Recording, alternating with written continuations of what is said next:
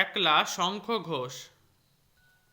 আমি যখন একলা থাকি তখন কি আর একলা থাকি জানো, তখন সঙ্গে থাকে কারা? থাকে সবুজ গাছপালা, আর তার ভিতরে চলে যাওয়াই পথ থাকে ঠিক যদি দিশারা। একটা আছে কাঠবেড়ালি, আমার দিকে তাকায় খালি, এদিক ওদিক টানতে থাকে আমায়, যেই না ধরতে যাব ভুলিয়ে দেয় সব হিসাবও, ছুট দেয় আর কেউ বা তখন থামায়, সেই ছুট ছুট লাগাই জোরে, এই মাটিতে এই পাথরে কদ্দূরে, কেউ জানতে পারবে না তা মস্ত আশীর্বাদের মতো, মাথার উপর ইতস্তত গাছের থেকে ঝরতে থাকে পাতা।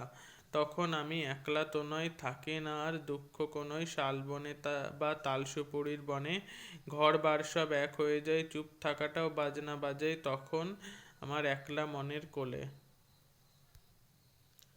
শঙ্খ ঘোষ, জন্ম 1932, বিশিষ্ট কবি, প্রাবন্ধিক ও অধ্যাপক, জন্ম চাঁদপুর, বাংলাদেশ। প্রথম কাব্যগ্রন্থ দিনগুলি রাতগুলি, এছাড়াও লিখেছেন নিহিত, পাতাল ছায়া, বাবরের প্রার্থনা, পাজরে দাঁড়ের শব্দ ইত্যাদি। ছোটদের জন্য লিখেছেন ছোট্ট একটা স্কুল, অল্প বয়স, কল্প বয়স, শব্দ নিয়ে খেলা, সকালবেলার আলো, সুপুরি বনের সারি, শহর পথের ধুলো ইত্যাদি। প্রবন্ধের বই হিসেবে কালের মাত্রা, রবীন্দ্র নাটক, ছন্দময় জীবন ইত্যাদি উল্লেখযোগ্য। পাঠ্য কবিতা তার আমার তুমি লক্ষ্মী বলো কবিতা থেকে নেওয়া হয়েছে।